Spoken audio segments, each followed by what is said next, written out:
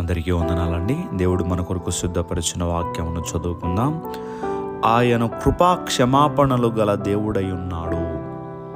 ప్రియదేవులారా, మనము నమ్ముకున్నటువంటి దేవునిలో ఒక ప్రాముఖ్యమైనటువంటి ఒక విశిష్టమైనటువంటి లక్షణం ఏమిటి అని అంటే, కృప మన ఎడల చూపించగలరాయన.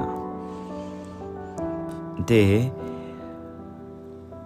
ఏమాత్రం కూడా క్షమించటానికి అవకాశము లేని వ్యక్తిని కూడా ఆయన క్షమించగలిగిన దేవుడు.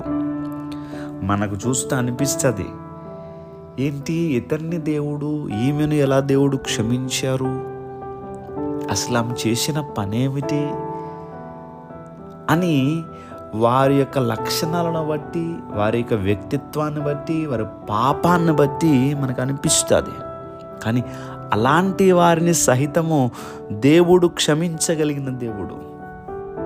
దానియేలు గారు ప్రార్థన చేస్తూ ఉన్నాడు. ఈ మాట ఆయన ప్రార్థనలో పలికినటువంటి మాట. దేవా, మీకు విరోధంగా మేము తిరుగుబాటు చేశాము, కృపాక్షమాపణలు కలిగిన దేవుడు కదా, మమ్మల్ని క్షమించండి ప్రభువా అని అడుగుతూ ఉన్నాడు. నిజమే, ఈ ఉదయకాల సమయంలో ఈ మాటలు వింటున్నటువంటి మన అందరినీ కూడా ఆయన కృపా క్షమాపణ మనకి అనుగ్రహించగలడు. దేవుని బిడ్డలారా, పాపాత్మురాలైనటువంటి స్త్రీ మనకు కనిపిస్తుంది. ఆమె పేరే పాపాత్మురాలైన స్త్రీ అనేటువంటి మాటను మనం చూస్తున్నాం. అంటే ఆమెకి ఎలాంటి పేరు ఉందో చూడండి. అందరూ ఆమె కోసం అట్టి రీతిగా మాట్లాడుకుంటున్నారు, కానీ దేవుడు ఆమెను క్షమించారు. ఈ లోకములో ఉన్నదంతా శరీరాశ, నేత్రాశ, జీవపు డంబం కనుక మనము కూడా ఏ విషయాల్లో పడిపోయినప్పటికీ అవి ప్రభువు దగ్గర అడగాలి. ప్రభువా, నన్ను క్షమించండి అయ్యా అని మనం అడిగితే ఆయన కృపా క్షమాపణలు కలిగిన దేవుడు కనుక మనల్ని మన్నించి ఆయన సొత్తుగా మనల్ని చేసుకుంటారు. అట్టి కృప, అట్టి క్షమాపణ మనందరికీ కలుగును గాక. దయచేసి ప్రార్థన చేసుకుందాం.